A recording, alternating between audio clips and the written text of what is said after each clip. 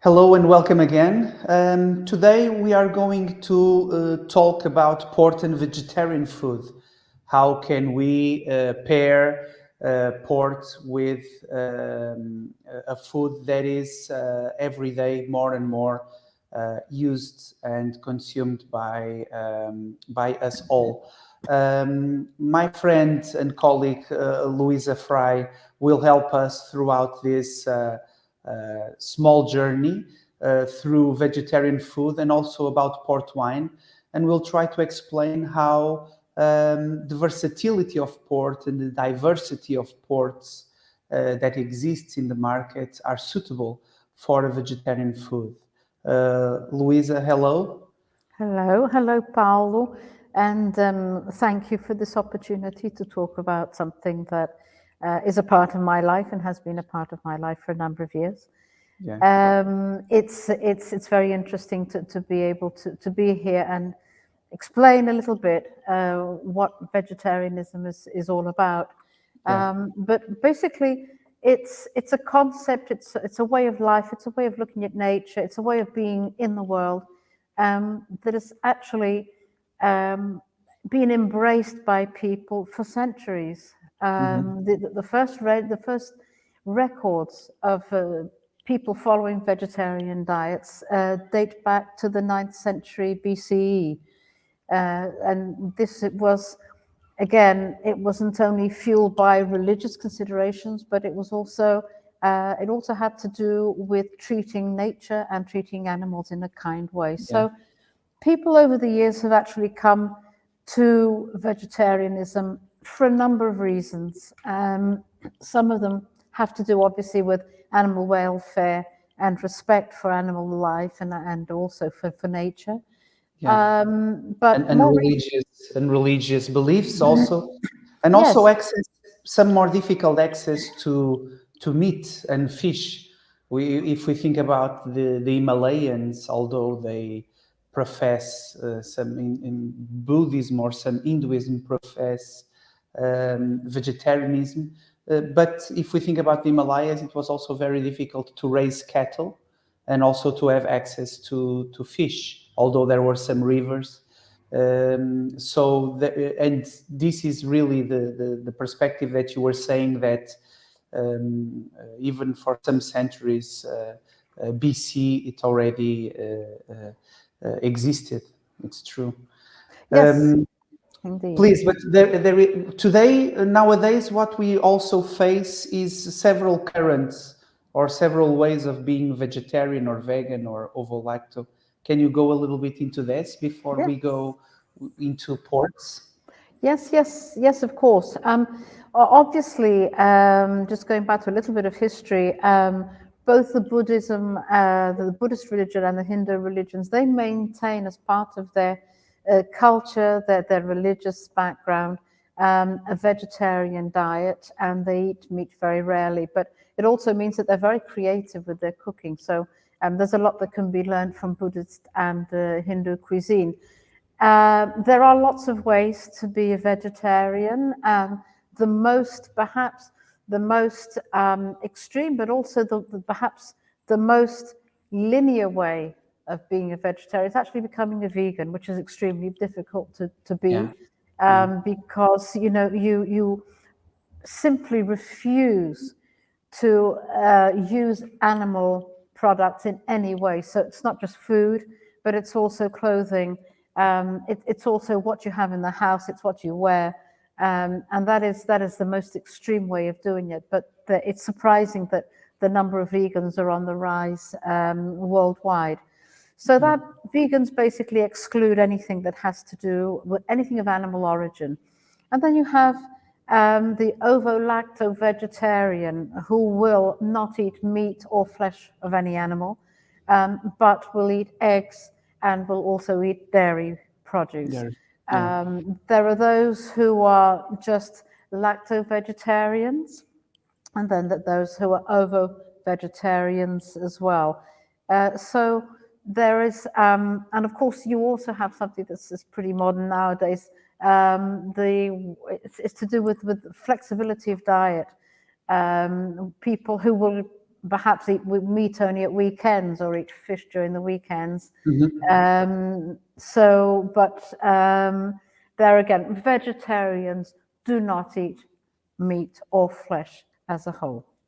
Yeah, it's also interesting that perspective, because I think more and more people tend to see vegetarian food as one other approach to their food habits and to their eating habits, and to a certain point of view, sometimes they are willing to exclude proteins or animal-based proteins in their food, although they don't do it every day. So more than okay, I'm going to a vegetarian restaurant today, is just pick options that are vegetarian in the menu in restaurants, or when they cook at home.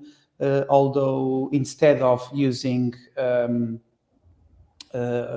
animal proteins, fish or meat or shellfish, they just cook something that is meat-free, which is also very interesting. So it's a mix. It's just considering vegetarianism not as I would say a way of life, but as another proposal in their menu or in their dietary habits. It's an in between. It's a place in between both positions. Well, I Meat think eaters and vegetarians.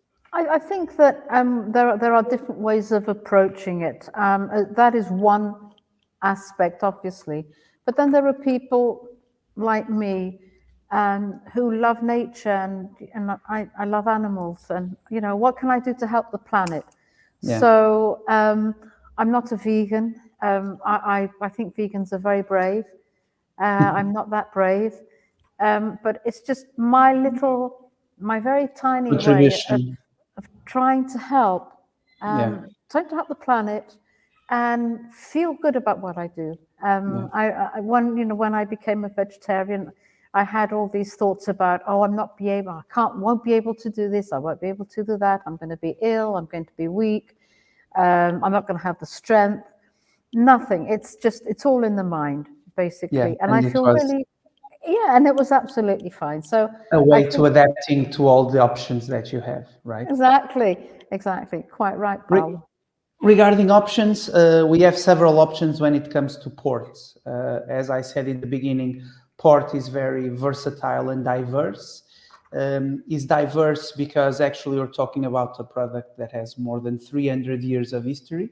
And because of that, there is a huge amount of variations that throughout time we've been watching happening in the port as a product, as a wine.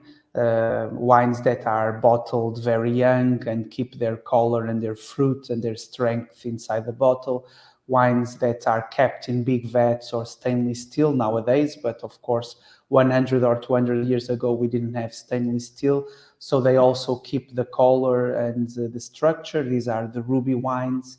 But also sometimes when the winemaker or the blender opts to store the wines in smaller casks, the wine oxidizes, becomes more caramelly, more smooth throughout time, and their flavors and their colors also change, in this case we're talking about the tawnies and also the whites, and more recently the rosé, and also still wines that are produced in the Douro Valley alongside ports with the reds that age also a little bit in wood, so to a point that we call it reservas or grande reservas. So there is a myriad and a huge amount of wines that are born in the Douro that are also allow us to pair with vegetarian or vegan or ovo-lacto vegetarian sourced dishes, which to a certain point of view Douro allows us or enables us to have a great option or several options of wines that we can pair with. I don't know if you agree with me, but I think this is very interesting for the region that we have and that we talk about. Yes, I completely agree with you. Being a vegetarian is challenging, but it's also fun. Pairing food, be it vegetarian or not, with wines is great fun.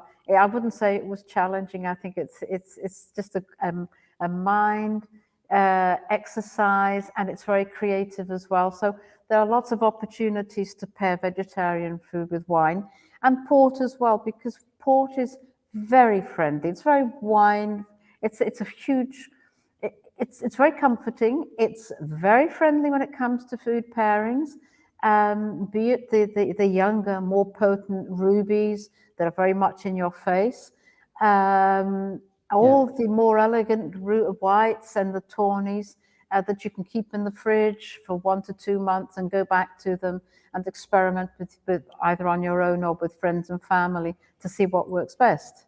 Yeah. Yeah, to that point, it's supposed that when we enjoy wine, it has to be fun, Yeah, not regarding if we're having vegetarian food or not. So I correct. think you are completely right when we say that we should chill the wine, that we should enjoy a port as its best, regarding the flavors and the company that we have, or if we want to be alone, also to enjoy port on our own. I would propose that we will go through 5 dishes that represents more or less a little part of the vegetarian scene nowadays, and I think we'll run from classics that are actually vegetarian, but I don't think that people realize that they are vegetarian, for some exotic and more international food, and also sourced ingredients that we can find near us, which is also a very important part on the component of many choices of vegetarianism in the West, which is respect for nature and a food that exists around us, and also this part of the that when you that where you started, which is the civilizations and the people that have been being vegetarian for centuries, that sometimes we forget a little bit about them. I would start with a very simple pasta alla arrabbiata. So one of the most common and simple Italian dishes for the pasta dish, which can be spaghetti or penne. The pasta here is not important because when we talk about all'arrabbiata, we're talking about a tomato-based sauce, usually with some dry oregano in the mix, black pepper, and fresh basil, which means that we will have a very aromatic dish for one side. Sometimes, if you choose, you can grate some cheese, some pecorino for spiciness and for some hot approach, or Parmigiano Reggiano or Grana Padano if you want a more salty approach. So at the end, you actually have a quite complex dish in which the tomato sauce is the main ingredient and will be also the main factor to pair the wine with. Tomato is not easy to pair. Nevertheless, usually tomato-based dishes pair well with red still wines, and I would say that a red Douro, a colheita, a regular red Douro from the year or 1 or 2 years before, which is still fresh and fruity and light, will pair very well with the pasta, the spaghetti, or the penne alla matriciana. It will work very well, and actually, alla matriciana is it's a good approach to vegetarian dishes. So Mm-hmm. from that we go into the Douro still wines. But what would you recommend? Well, I love your suggestion. I am a huge fan of Italian food. It's simple, it's fresh, it's healthy, and it's so veggie friendly. So you never go hungry in Yeah, Italy. yeah. And But but your pick is a little bit different. yep, it is. It's So I mean, it's a little bit on the east. it's yeah, it's very simple. I mean, I don't like dishes with a lot of ingredients. I like to keep it simple, but I'm also keeping it Mediterranean, which I think a lot of people like. And it's just such a simple suggestion. It's nothing but a Greek salad. And Paulo and I live in Portugal, and we're very lucky and we're blessed that we live in a country where fresh, wholesome food is very readily available. So Yeah, a Greek it's true. salad, you use wonderful, fresh, juicy tomatoes and a lovely, juicy cucumber. Add some lovely feta cheese, crumble it up if you like. Mhm. Add some lovely, fleshy black olives and some gorgeous Portuguese olive oil. So obviously not too much salt because feta is already quite a salty cheese, and just add a mixture of herbs and you have a wonderful Greek salad. Now I would pair that with a dry white port, a chilled dry white port, basically because the dry white port will cut into, it will just cleanse the palate. Feta is a Yeah. creamy cheese. It's a very rich cheese as well. And it will cut through the olive oil and also the texture and what the feta cheese will leave on the tongue as Yeah. a perception. And So the fat is really the most important element on the salad. Important to the point of intensity is the most intense element exactly. on the dish. Exactly, because you've got basically very wholesome, very juicy, but at the same time plain ingredients that you don't add a lot to. So what you're going to add is basically the olive oil and the feta cheese, and they're both quite oily, and the feta cheese is also salty. So there again, the dry white port is a complete contrast to what you have on your plate, but it matches beautifully. And each sip of dry white port will help cleanse the palate from the next forkful of Greek salad. Yeah, and usually nobody remembers to pair Greek salad with white port, so it's always a good suggestion for a surprise, for sure. There is also the option, probably more French or more northern, of a quiche, and with the sauté vegetable quiche. I think this is very interesting because the quiches are already more intense dishes from the previous two that we spoke, because they go to the oven, they have the flour and the dough, which makes the dish more robust, a little bit more complex. Of course, that if you had it with sauteed vegetables, the vegetables that exist around you, that you go into a pan with also with a little bit of extra virgin olive oil and sear them, or just go through them through the pan and then just make the quiche and put it in the oven. We will have a very rich and intense dish. But at the same time, it's delicate because we're talking about vegetables and we're not talking a big quantity of, it's not puff pastry, it's a more elegant dough and paste. So I think in this case, a young white Douro wine will pair very well, because the Douro wine, the Douro white wine, Douro appellation white, will bring some freshness to a dish that just got out of the oven.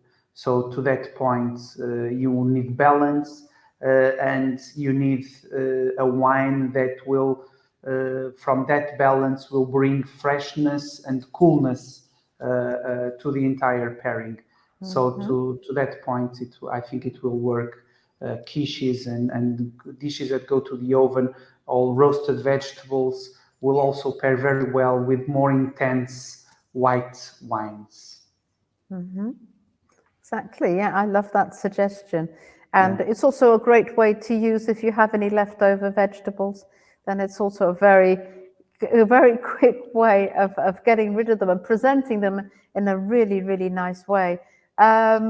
Yeah, I mean, I love quiches, and that's one of my go-to recipes and pairings. But I have another one that's a little bit out of the box that we actually we tried and tested with a small group of 20 people, and the results were completely amazing. But a little bit more elaborate, again, going back to Italian cuisine. What I would suggest is a Hokkaido pumpkin and asparagus risotto. And I would pair that with a 10-year-old tawny. And obviously the Hokkaido pumpkin is that very orange pumpkin that now you can see quite often in shops. Yeah, It's a little bit smaller. difficult. Exactly, yes, small, very orange, very attractive looking pumpkin. And of course, asparagus here, I'd go for white asparagus, not green. And a basic risotto recipe. And you have these two very good ingredients, especially Hokkaido pumpkins are very, very good for you. But I would pair them with a 10-year-old tawny, and why? Because basically, 10-year-old tawny is a wood-aged port. It's a port that is blended, and it has the profile of a port that's been aged for 10 years in wood.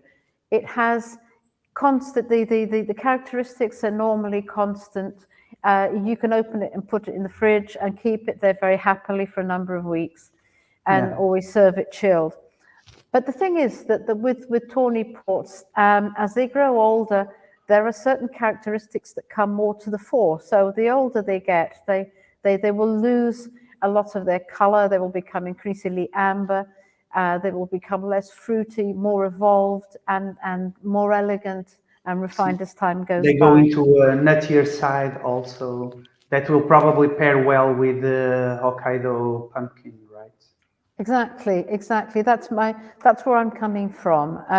There's the nuttier, the spicier side of the tawnies become more apparent, and that starts with a 10-year-old. So, to my way of thinking, to my palate, and to the delight of friends as well, the 10-year-old tawny has the spiciness that's just beginning to appear, the nuttiness as well, that goes really well with the Hokkaido pumpkin and the asparagus risotto. And there's a little hint as well of acidity that you will find in the asparagus that you will also find in the 10-year-old tawny. So to me, it's pairing out of the box, but I think it works quite well, Paolo.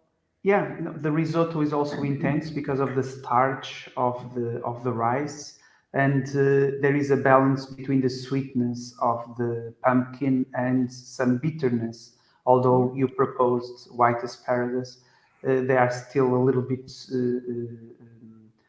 bitter in the aftertaste. So the wine will pair very well because it will create a wholesome approach on sweetness, bitterness, intensity, volume, because texture is also very important when you pair wine and food. So the 10-year-old would be great. I'm pretty sure of that. I would finish our proposals. Of course, there are hundreds of options, and I think we should, you and I, what we have to do is to recommend people to try and to continuously make experiments and exercises on pairing food with vegetarian options that they do and they find in restaurants. But I would finish with a side more spicy, more Asian, more, which is curry. And the option that we have is a seitan and mushroom curry. Of course, the mushrooms will also be very important, the picking of the mushrooms, because they behave differently in the kitchen. But nevertheless, the seitan will give volume to the curry, to the pot, and the curry. There is also a range of spiciness and complexity in the curry, but nevertheless, all the curries that you would use in this dish neither wine that will cut, that will create also, I'm using this word many times, but balance is also at the core of a pairing, right? So you cannot have a very intense dish and a very soft wine, and you can't have a very intense wine for a light meal. So everything must be balanced. And in this case, we would propose for this seitan and mushroom curry a wine that is more rare, but yeah, I think it will work very well, which is a Douro sparkling wine. A Douro sparkling, which has the acidity, which has the bubbly side that will cut all this intensity of the curry and the mushroom and all the seitan also, but all these ingredients together at the end of each bite and or at the end of each moment that you drink the wine. Exactly as you said in other occasion, the sparkling wine will have the opportunity to rinse the palate, to clean your mouth and your tongue ready for the next bite.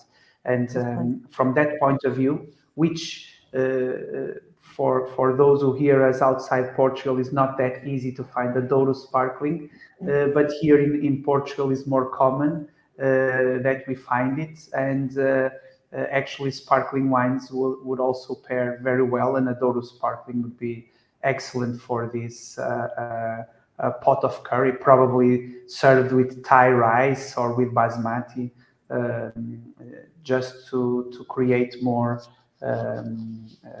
complexity and involvement, more involving situation on the curry with the wine. Yeah, I completely agree. Yeah. Well, I think there are many options. I would leave to you to finish this small presentation. We won't be here for many hours speaking. We could, but we won't be here for many more hours speaking about pairing food, vegetarian food or vegan or ovo-lactin with Port and Douro wines. But I will leave it to you to close this. I think just enhancing once again the diversity on wines towards the idea that we now have that vegetarian food can be also very diverse. It is. And delicious. And Yeah, fun. that's the most important thing for sure. It's diverse, it's fun, it's delicious. So yeah, I mean, I would look forward to receiving some recipes or suggestions. Or leave on the comment box, on our comment box here on Facebook, or even on YouTube, ideas. And if when we read it, we will answer also back to those who want to participate with us in contributing for this food and pairing of veggie recipes. Luisa, thank you very much. And thank you. we hope to see each other soon very well also. Thank you very much for this opportunity as well. And thank you very See you much, all of soon. you. Thank And you. Bye. be brave and try it out. Thank you.